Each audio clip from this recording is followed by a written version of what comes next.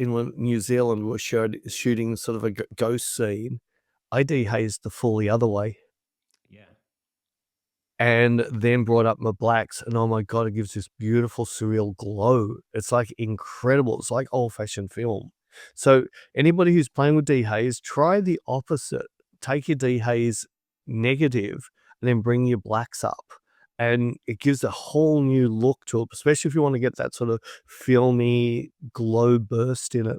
But it's all those things, yeah, but don't overuse it. Use it once and then go somewhere else.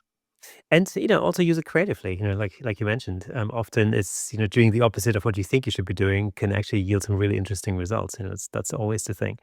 That's why I would say, like, it's I get these sort of questions all the time.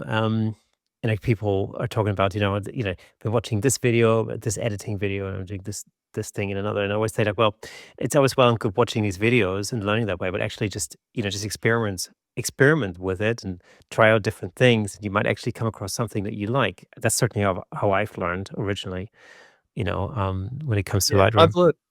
I've learnt little tricks off other people's videos, Yeah, and absolutely. I'd never heard of solar curve until I think when I was Scotland. Someone at Scotland told me about solar curve or zigzag curve.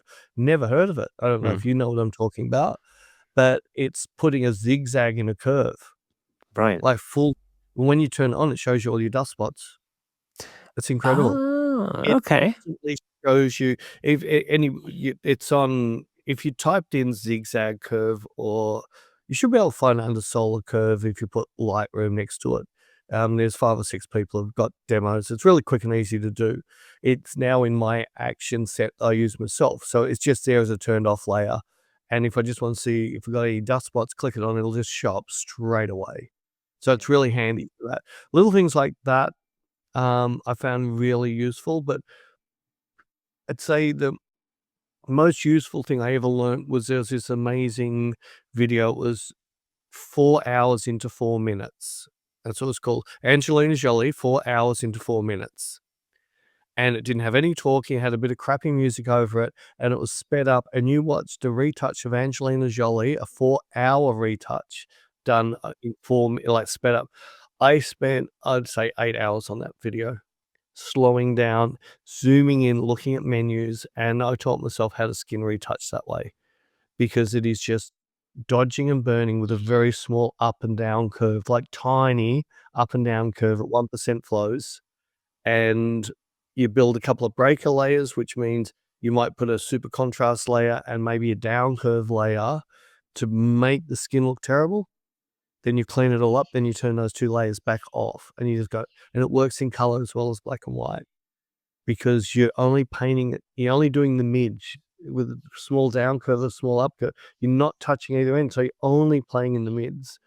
And yeah, it's for high-end work, yeah, it can take up to 4 hours to do a face, but if you're doing a cover of a magazine or, a pose or a hero shot for a client, they expect that. They want something to be flawless but look real. They don't want it to look, everyone using frequency separation, things like that. You blow them up big, they look disgusting.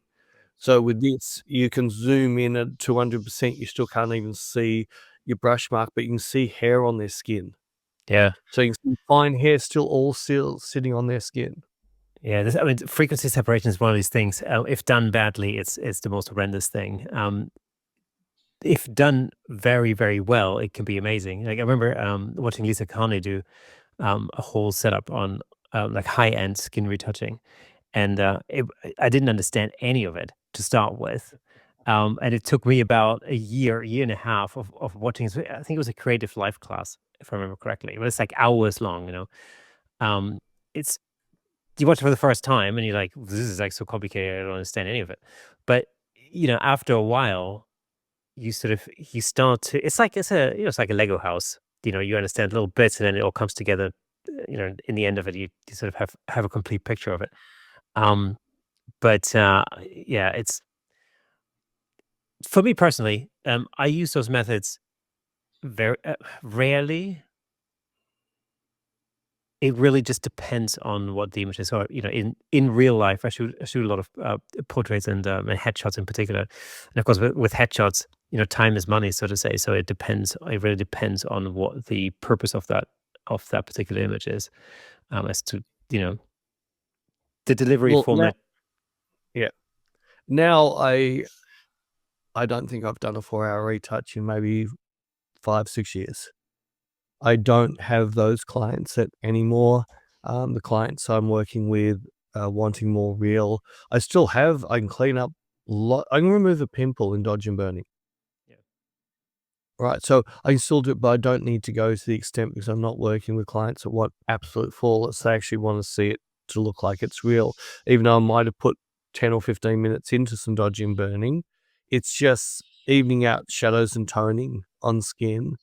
But one of the things I say to everybody, once you've decided on your retouching, blow it up to about A1 or A0, then have a look at it carefully. And you'll be surprised. If you can blow it up bigger, it's even better.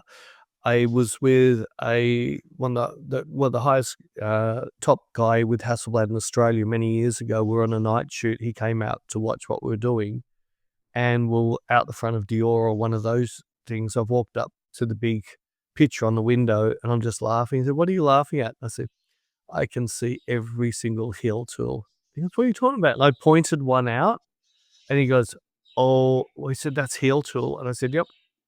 Because what a lot of people don't realize, the heel tool will leave an out of focus ring, even if you just spot healing.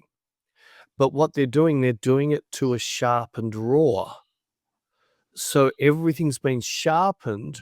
That out of focus ring stands out so badly blown up. You can't see it small, but once it's blown up, so a thing on sharpening, the worst area, if you're going to do any type of skin retouching, you don't sharpen before you do all your retouching if you have that obsession of sharpening, because Yeah, I'm it's going completely to with you. stand out. So it's going to stand out. And I've learned a lot when I was in my early days, because I picked up some pretty good big clients, but I hadn't got my skill level to them.